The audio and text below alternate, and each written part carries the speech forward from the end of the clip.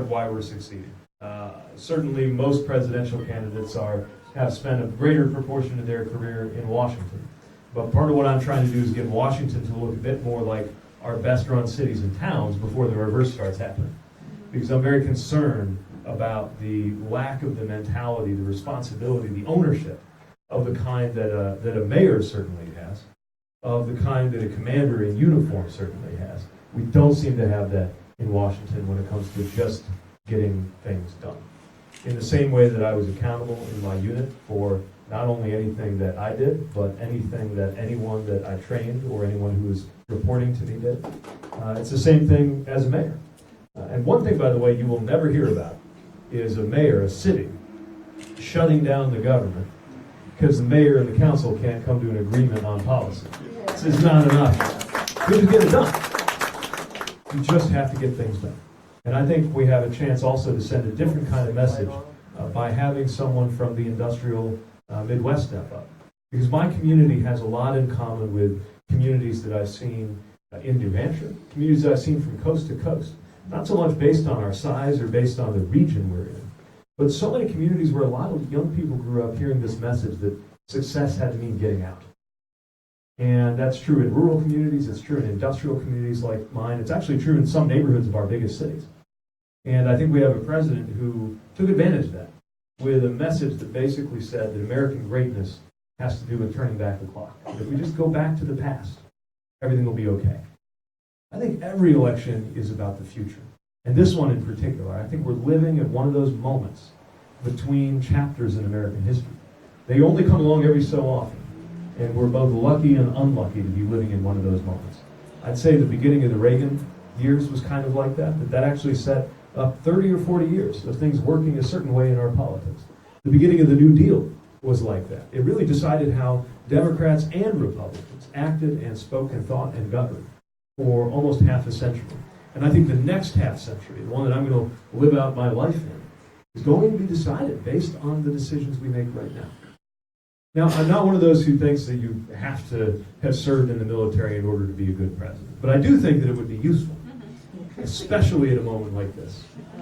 First of all, one of the things you learn when you have had that experience of packing your bags and going overseas on the orders of a U.S. president, or whether your service was stateside, just the experience of raising your right hand, knowing that you were promising literally everything to your country. And you're making that promise not knowing who the president may be a few years into the future, but trusting that your chain of command from a lieutenant or company commander level all the way on up to the White House is going to be acting with your best interests in mind and with the country's best interests at heart. You learn just how much depends on the things that can be done with the stroke of a pen in the Oval Office. Another thing I learned in uniform is to trust people who are completely different from you. And I think this is a time in the life of our country when we are struggling to trust people who are different. So my deployment, I had one deployment during my time as a reserve officer. It was to Afghanistan. And if you're in the military, this won't be unfamiliar to you in terms of the alphabet soup. On paper, I was the ATFC LNO for C Jayadif Alpha at ISAF HQ, which basically meant that I spent about half my time in meetings and doing email, and the other half my time I was what I call military Uber. So basically, in order for my commander to go anywhere, there was a rule that for our vehicle to go outside the wire, there had to be at least 2 people who were qualified on long guns in there, either driving or guarding the vehicle. And because I happened to be one of the few people in my unit who was qualified on a rifle, that meant I usually got volunteered to drive whenever the boss needed to go somewhere. Did more than 100 movements, sometimes as simple as getting to the airport and back across the city of Kabul, sometimes a little more complicated, like a little road trip to Bagram and back to get some gear around. But what I always found was that when somebody got into my vehicle, they were trusting me with their lives, with their hopes of going back home to their spouses and their kids. And they could not have cared less whether I was a Democrat or a Republican. They could not have cared less whether I was going home to a girlfriend or a boyfriend. They could not have cared less what country my dad immigrated from and whether he was documented when he did it. They just wanted to know that I was going to keep them safe. that I had studied the intelligence the night before on what the route was going to be like and where the threats were, that I chambered around in my M4 and knew how to use it. Those were the things that we cared about. But through it all, when you're with a group of people who are different from you, tasked with doing something under pressure, the thing you learn very quickly, of course, is to trust each other. And there were people of different politics, different races, different ages, different backgrounds from different parts of this country. Sometimes the only thing we had in common was the fact that we were American. But that was enough for us to learn to trust each other. And I don't think you ought to have to go to war to have that experience. It's one of the reasons I'm a big believer in civilian national service opportunities. I think we ought to expand those dramatically in this country. But I do think it's one thing that those of us who have served can offer. When we come into office at a time when people are so torn. And by the way I earned the trust of, for example, an extremely conservative person in my unit was not to pretend to be something I wasn't. Nor did I become fond of that person because they pretended to be more liberal than they were. It wasn't about that. It was about getting to know each other as people and coming to respect that we were both honoring this flag and loyal to the republic for which it stands. And we need to get that spirit into our government. Now, another thing I learned when I came home was that America takes very seriously the mutual promise that it makes to its veterans. That from the benefits that you earn to the system for health care, that is a major part of what this country does, but that this country falls short on that promise, time and time again in so many ways. Sometimes it's in the wait times it takes to get access to VA care. Sometimes it's in how complicated it is to access basic benefits. But not all of it's just from problems in the government, in the administration, in the website, in the system. Sometimes there's problems in our culture, too. Sometimes it's a culture that's gotten so preoccupied with a shallow sort of thanking you for your service that they forget how to actually honor it. I feel that when I see the way that politicians talk about the troops sometimes. I see it when well-meaning people come up to me and say, Happy Memorial Day. And I know what they mean, but Memorial Day is for honoring our war dead. I feel it when we don't properly integrate people who come back. Now, I have the good fortune of belonging to a generation where we got this better than before. In our community, we did a welcome home for Vietnam veterans on my watch, about 50 years late, because we thought better late than never. But we ought to say welcome home.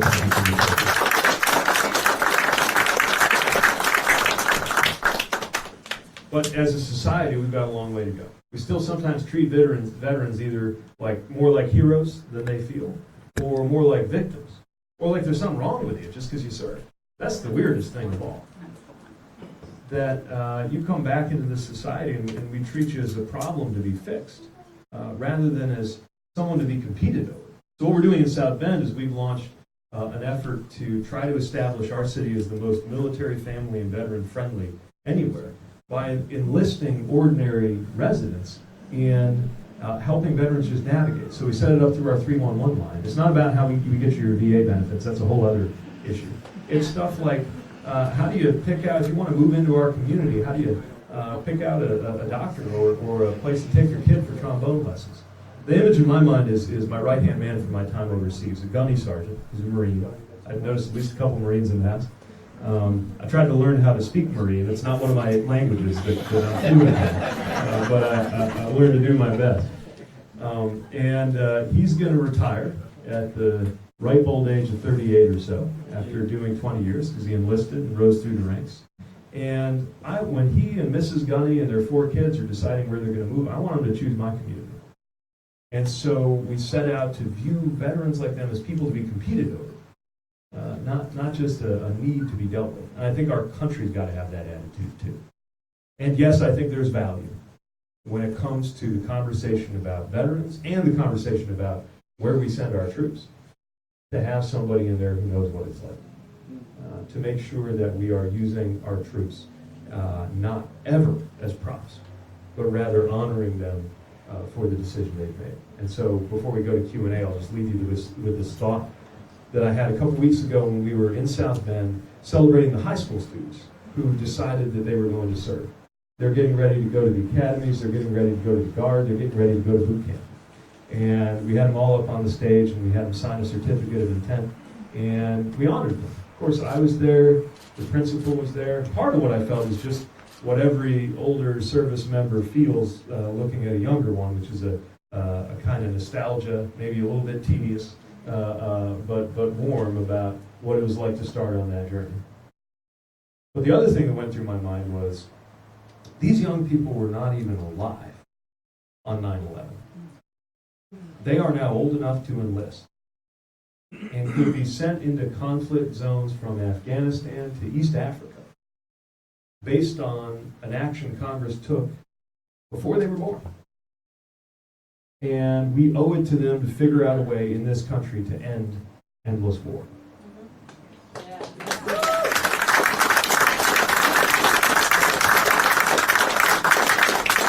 And more than that, we owe it to them to have decisions about their future made with the appropriate seriousness. That this is not a show, that this is not a game, that they are not chess pieces. They are our brothers and sisters and kids. And we owe it to them to make sure that choices about their future are always made with their interests at heart. So those are a few of the things I learned in uniform, but I'd love to learn more about the experience of veterans here, about how you think the White House and the federal government can serve you better, and of course anything that I can do to answer a little bit about what I'm doing and why. So thanks again for the chance to be here, and let's open it up. I have a question. Sure. Hey? Yeah. Hey, thanks for your service. I'm Mike Getters, my wife Mary Getter. We're kind of local residents, live here in Derry. Both serve. Both Fantastic. served. Thank you for Both Air serving. Force, that's where we met. Outstanding. She was my boss. Did you do a good job? I get only one question. I have three. All right, I'm going to pull it right out here. I want to know what your thoughts are on gun rights in New Hampshire. Yeah. Field guns. Yeah. Appreciate your answer. So the way I view it is that it is absolutely consistent to have a Second Amendment that we honor, to respect hunting and to respect self-defense, and also to take common sense measures that are going to make Americans safer. I got the best job in government. I'm running for the second best job in government, but the best job in government is to be mayor of your hometown. I love it. I love every day of it. There is no feeling better than walking onto the concourse of a baseball stadium in the town that you're the mayor of. There is no worse feeling than getting the call or the message that we've lost another young person to gun violence. And I get that message or that call way, way too often. And we've done a lot of things locally on group and gang violence reduction and applying some of the smartest and best tools in criminology and law enforcement to try to do something about that. But I also feel like I'm doing it with one hand tied behind my back because the state of Indiana won't allow us to take other measures. Here's a simple thing that 90% of Americans and 80% of Americans think we ought to do, and that's universal background checks. Pretty much everybody thinks we ought to do it. And yet, Washington can't deliver. To me, it raises a question about the very foundations of our democracy, when something can be that popular among the American people and impossible to deliver by the American Congress. It shows you the way that special interest groups have captured Washington, D.C. And we all know it. The question is, are we willing to do anything about it? And if we act to get money out of politics, if we act to get districts drawn fairly instead of having them drawn where politicians choose their voters, instead of voters picking their politicians, we might be able to get some traction there, but it's tough. But I think we can and must do that.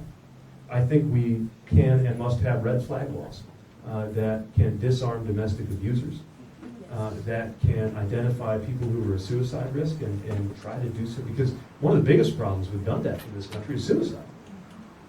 And I think that we can take a lot of other common sense steps that would make a difference, that are compatible. Look, we, on every American freedom, we understand that there are common sense limits. My right to free speech is sacred. We take that right more serious than almost any other country, but it doesn't entitle you to yell fire in a crowded theater, right? Same thing with the right to bear arms. We've decided that we can draw a line somewhere without it being an infringement, because everybody can have a slingshot and nobody can have a nuclear weapon. So somewhere in there we're going to draw a line. We can debate where that line ought to be, but I think you can have that debate and still ought to be able to do it without anybody questioning your fidelity to the Constitution that you and I put our lives on the line to defend. Thank you. Thank you. I'm a Vietnam veteran who was drafted about the same time as our esteemed president appointed the draft. And I just wanted to say thank you very much. I watched you on television yesterday, any number of times in the news programs today, talking about the president and the fact that he used and abused his position to avoid the draft and embarrass literally every one of us that's here that's a veteran. Families of veterans. I just want to thank you very much for the statement you made, and I support you. I appreciate that. I'm an Air Force veteran, Vietnam vet, and disabled vet. And I want to know what you're going to do about what's happening at the VA. My wife and I took my wife because she didn't believe me how bad it was.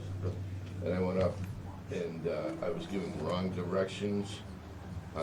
I wound up sitting, in a chair waiting behind a bunch of people get up to the window. And they said, oh no, you're not supposed to come here. You're supposed to go over there first and then come here.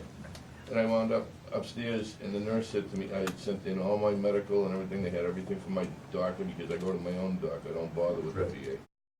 And she says to me, where's your cane? I says, that's what you get to ask me? Because I got nerve damage done in the back and I'm losing. Is that service connected? Yes, yeah. And I said, I don't want to look like a victim. I said, many people walking around with canes, they get, assaulted and stuff, robbed, mugged. I said, I just can't defend myself. Like, I don't know. And so she had me stand up, bend forward, bend backwards, bend left, done right, and then sent me home. I never got a doctor. We get out in the car, and my wife said to me, you weren't lying, that was useless. And I got a letter saying I had to go back up or I was going to lose my disability. I had to prove that I was still, I guess alive. So you got to go out there again. So I went up there, and they said, you haven't been here in 10 years. I said, yeah, because they never gave me a doctor. Nobody did anything for me. And she goes, oh, okay. And she goes, who's your personal doctor? And I told her, and wrote it down, and I haven't been back. I wouldn't bring my dog there. Yeah. Well, first of all, I'm embarrassed that that's a reality, and it's unacceptable. You should not have that experience. And again, this is not about the United States doing you a favor. This is keeping a promise. Right? You made a promise to the United States, and in return, the United States makes a promise that it is going to support you in a good quality of life, especially when you got something that's service connected. Right. And it shouldn't take forever to see a doctor. And when you get care, it ought to be good care. And it's unacceptable to have experiences like the one that you have. Now, good people have been working on this for a long time, and it feels like every time we get traction, it's like 3 steps forward and 2 steps back. Well, that's why I'm asking you, because all we hear is lip service and other people, and you've been there, you know what. Yeah, exactly. So a few things come to mind. First of all, I think good integration of civilian and VA care, right? It shouldn't be a problem. If you go to your doctor, if your doctor is closer to you and you prefer to go to your doctor, then the important thing is that the flow of information between your doctor and the VA is seamless. So that if you need to go to the VA for something specialized or to take advantage of a benefit you earn, that they're not asking you how to run down the information from your civilian doctor. They just take care of it. Well, they were acting like they were doing me a favor. Right. And with the technology that is available right now in 2019, that's unacceptable. So we've got to make sure that that interaction is more seamless. Now, I don't think that just privatization is going to do the job. I think that's going to make it worse. Because the other thing we got to do is protect the idea that the VA is there for a reason, and different wars have different wounds, right? So it is important that we have an agency that specializes in treating the specific things that come out of each generation's experience with being in the military. But it's got to have enough resources. That's the second thing. Making sure that we protect and expand the flow of resources to the VA to get something done. The third thing that has at least worked for us in different things in South Bend, where maybe the stakes are a little lower, but I find the same mentality applies, is to treat this less like a government operation and have a little more of a customer service mentality. In other words, just because this isn't the private sector doesn't mean you shouldn't be treated the same way you would treat a customer that you want to take care of. Now, that's true in terms of respect. It's also just in terms of quality. So I'm a big fan back home of mystery shopping. I promised we'd set up a 311 line because people said they didn't always know who to call if there's a hole in the road or some problem with the city. And I didn't want them to have to guess if there's a street light out. Am I supposed to call traffic and lighting or find a number for streets, or is that the power company? I was just, all right, we're going to do 311, you call, we figure it out. So I started calling it all the time to find out how we were doing on some of the different things, right? And I think we ought to have an agency that basically sends folks in to have the experiences as they walk through. This could be stepped up as part of how the VA does quality control. And then report back to very senior people what that experience is like. And people who are trained not just to check things like wait times, which are important, but also to check things like, did you feel you were being treated with respect? Or did you feel like somebody treated you like they were doing you a favor? Because again, I'll end where I began. This isn't doing a favor. This is keeping a promise. And it reflects on the entire country that we can keep that promise better. So thank you for serving. Thank you. So, once you get elected, what would you set as your priorities in your first 100 days for your priorities? Assuming we're not at war with Iran. Yeah. So the biggest priority to me is to fix up our democracy itself. And it's not because I think it'll be easy. Some of the things I've proposed, like depoliticizing the Supreme Court, will take probably more than a decade to achieve. But that's all the more reason we got to work on it from day one. And there's some things that we could enact on day one that would make our democracy better.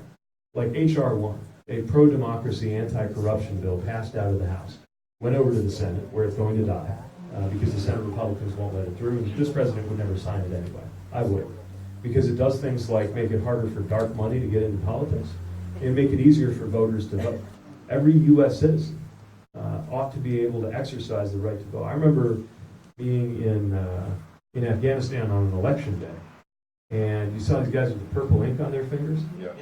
You remember? It's, I wasn't there. But you know, we just get a sticker. I voted, right? They get purple ink because a lot of people are illiterate. They don't have good record keeping. It's the best way to make sure nobody votes twice. Well, the Taliban put out word that if we see you with the purple, they of course wanted to undermine the election. So if we see you with the purple ink, we're going to kill you. Or maybe we'll go easy on you and we'll just cut off the finger that's got the purple ink. That's what they go through in order to be able to vote. And part of what we did, because we thought it would make America safer too, was help them set that up. And here in America, sometimes it's hard for legitimate U.S. citizens to vote for all kinds of reasons. That's got to end. And that's true of little things like, well, not so little, but simple things like making Election Day a holiday, as many countries do. Yeah. And it's true of some of the procedural things in terms of how difficult it is to get a polling place set up. But it's also election security. Our democracy was attacked. Our democracy keeps us safe, and our democracy was attacked. So on everything from deterrence, so that the people who do it wouldn't do it again, to making sure we here at home are harder targets for that kind of thing. We got a lot of work to do. So that's day one. But there's a whole set of issues that need to be worked on right away. Climate is the one that worries me the most. I think military leaders have correctly identified that as a security threat, and that's how we got to talk about it, not just economic, but a security threat. And coming from a generational perspective, when I always think about my aspiration to retire one day. I'm planning on doing it in the year 2054. That's when I hit the current age of the president. And I want to be able to look back and say that starting day one in 2021, we took the steps that by the 2050s, we're going to have us living in a safe and sustainable way. Where right now, we will be paying trillions of dollars in destruction and lives will be lost if we fail to act in this decade that's starting up right now. I'm an Army cadet right now. I'm Outstanding. also a reservist, and Great. if current news trends are anything to go by, it seems like conflict with Iran is more and more likely. And so I was wondering what your plans were to kind of hopefully de-escalate that, so that we don't have young people going there. Where are you drilling at it? I'm drilling out of Fort Dix. I go to Temple University. Okay, great. First of all, thank you for rodering up for that. And I imagine it's fair to say that part of the idea of you serving is that you're willing to be deployed. But part of your expectation is that that's not a decision that will be made lightly. And what alarms me about the march to war in Iran is that some of the very same people who engineered the Iraq war, first of all, I don't understand why they're in the White House to begin with, right? Especially for a president who pretended he was against the Iraq war all along. If you remember that dust up from the debate, it wasn't very convincing, but He claimed that he was against it, and then he put somebody like John Bolton in charge of the National Security, or in charge of the National Security Council. That is shocking. And so we got to ask ourselves, haven't we seen this movie before? Now, don't get me wrong, Iran is not behaving in a way that we would like a country to behave. But we figured out how to contain the nuclear threat. We entered into a deal that was enforceable, that made it harder for them to get nuclear weapons. It didn't take care of the other stuff, like the way the Revolutionary Guard Corps is doing all kinds of nasty tricks around the region. But it stopped or slowed the nuclear threat. Now, by withdrawing from that, we set off a chain reaction that is leading to all these other escalations. The bottom line is the next president has to establish a higher bar for use of force.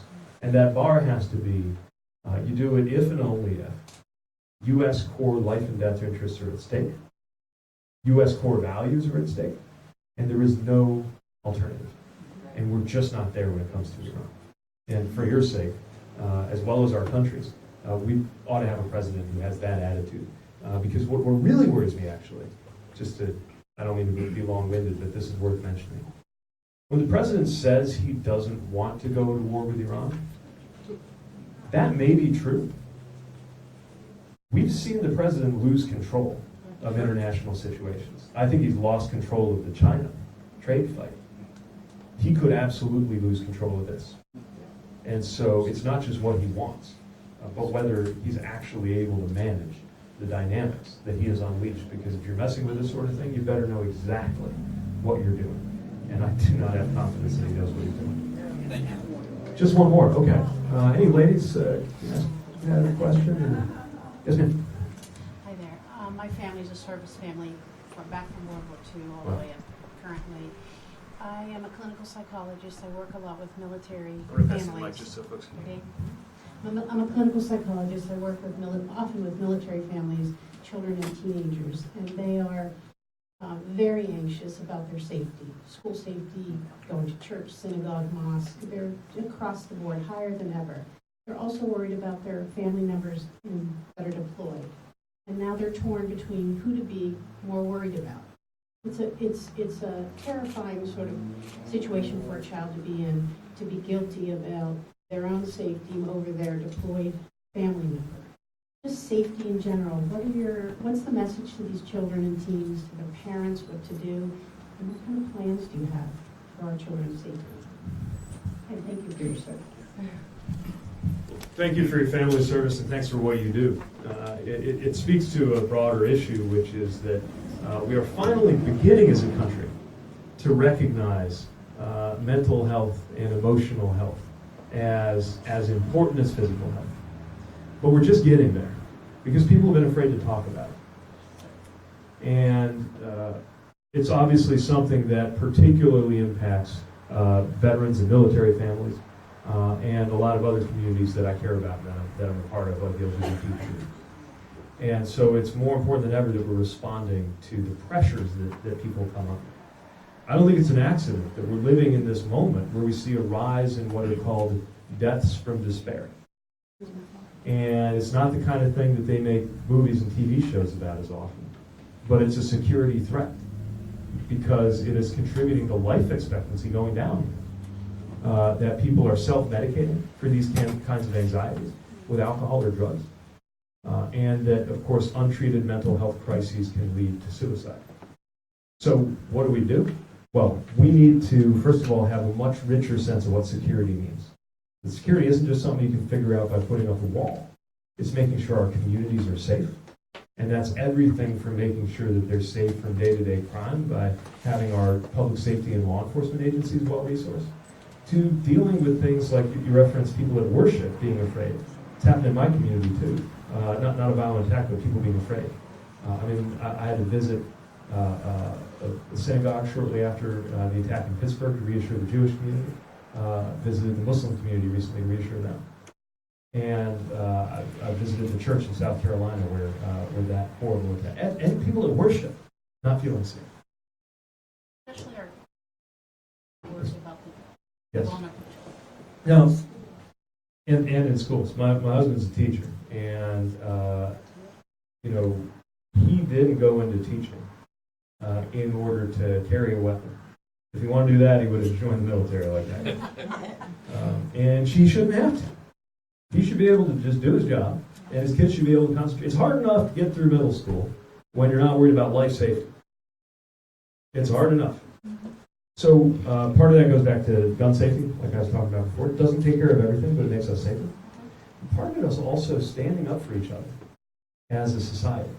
So the really amazing thing that happened when I went to the mosque in South Bend was that the rabbi was there, too. People standing up for each other, because what we know is that, and there's a lot in social theory that shows us this too, that when it takes communities to make people feel and be more safe. That's why social isolation is dangerous. You know, a majority of young people now report in surveys that not one person truly knows them. And we know that the social isolation of seniors can be deadly too. And we're getting fragmented, and I'm afraid the current political environment just makes it worse. Social media doesn't have to be a bad thing. It could cut both ways. But it's certainly being weaponized right now in a way that drives us apart. So we got to build a kind of solidarity among each other. Some of the answers to this, by the way, may sound a little conservative. I'm a big believer in community. I'm a big believer in faith. I'm a big believer in family as part of the solution here. By the way, I think you can be very progressive and believe those things. It's also one of the reasons I believe in national service, because it thickens some of those relationships that we all are checking in on each other. You know, the Red Cross tells me that you can actually predict better whether people will survive a tornado just based on whether they're in a neighborhood where people check on each other. So there's physical consequences to this understanding of security and safety. But that means we got to get out of this kind of smash and grab idea that safety is just throwing your weight around and talking tough like this president does. That doesn't keep us safe. It puts everybody on edge, actually. And everybody being on edge has a cost. So the last thing I'll mention is, because I know there's so many things that address what you're talking about, from culture to politics to society and security. But I do want to mention mental health parity, because part of it is when people do experience these challenges, what kind of resources are there for them? How many of them have access to somebody like you to help guide them through that? Not nearly enough, right? Which is part of why they self-medicate sometimes, or worse. And mental health parity is on the books, but it's not real. What if we made sure that every health insurance program in this country was required not only to provide for an annual physical checkup, where you get your blood pressure checked, but an annual mental health checkup, where we can check on your emotional health. To me, that's what parity looks like, and that's the direction we gotta go. Mayor P. Yes, sir. I gotta get one in here. Please. You get the last word. I caught the president on live TV today. Mm. I caught the president on live TV today, Memorial Day weekend. A reporter asked him on camera, because the president has been throwing around the word treason, responding to the people that oppose him. Reporter asked him specifically, please name the specific individuals you're referring to when you say treason.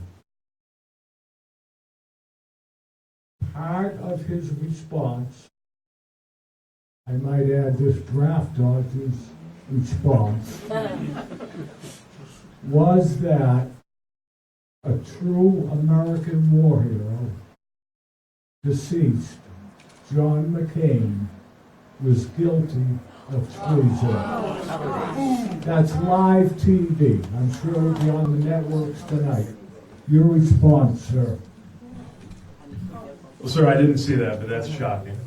And so much of what this president does and says is shocking, of course. Not anymore. Yeah, not anymore, right? Well, that's the problem. It becomes normal, right? Right. It's all distraction. You got somebody who, yes. Joseph Goebbels said, tell enough lies, Tell enough tell a lies, yeah. lie over and People don't know over what to do because with it's it. true. You got a president who faked a disability in order to get out of serving when it was his turn. Because he was able to do it because he was the child of a millionaire. You got a president who also today said of pardoning war criminals who have been convicted by the military system of justice that you and I knew damn well would hold us accountable if we did something wrong. That he would pardon them because his language was something like, you go out there and you fight real hard and these things happen. Which is a slander against veterans. Oh, you know, it's tough on the front lines of Studio 54. Oh, yeah, I might ask you to come on the trail with us. Well, let me ask kind of a tough question. How many folks who served ever experienced somebody, either in person or online or just out there, describing your service, your honorable service, as though you'd done something wrong, as if you were a war criminal? And it's not just, I'm seeing different generations happen. It's happened to me. Not just online on Twitter. I know Twitter's not a good place, but the reason that we can stand up tall and say that's not true, that having served honorably in the military couldn't be more different than being a war criminal, is because if we ever did anything that was wrong, the United States, under the Uniform Code of Military Justice, would have held us accountable. And so when the president joins in with this idea that it's just natural that if you serve in conflict that you're going to wind up murdering somebody, he is eroding the integrity of the military and insulting the Constitution. Yes.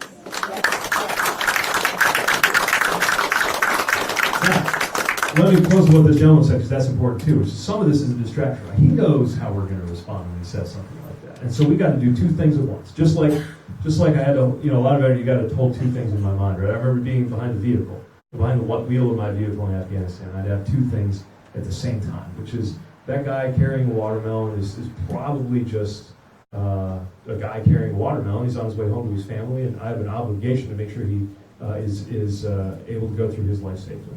And also, like, there just might be a bomb in that watermelon, and he might be trying to kill me. And you hold those two things separate. You learn how to do this. We got to hold two separate thoughts in our mind at the same time. One, this president is doing and saying things that must be confronted. When he lies, when he says something slanderous about a hero, it must be confronted. Accused him of treason. It's unthinkable. I hadn't had a chance to see that, but that's disgusting. I But, gotta cut you off. So, I'm Tammy Seekman, I'm the chair of the Leonard Democratic Committee, and I wanted to thank you for everything. I know, I'm trying to get you out of here. all right. Part B is we come back and talk about what really matters to all Americans, not just the But president. we will have a vets roundtable, private roundtable for all of you vets Okay. with you. Absolutely, yeah, coming soon. And we want to respect the office of the presidency. Exactly. Again. Thanks everybody for coming. Thank you.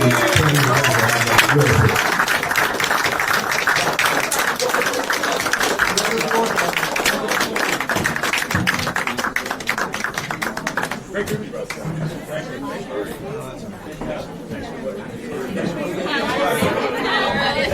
if I want to...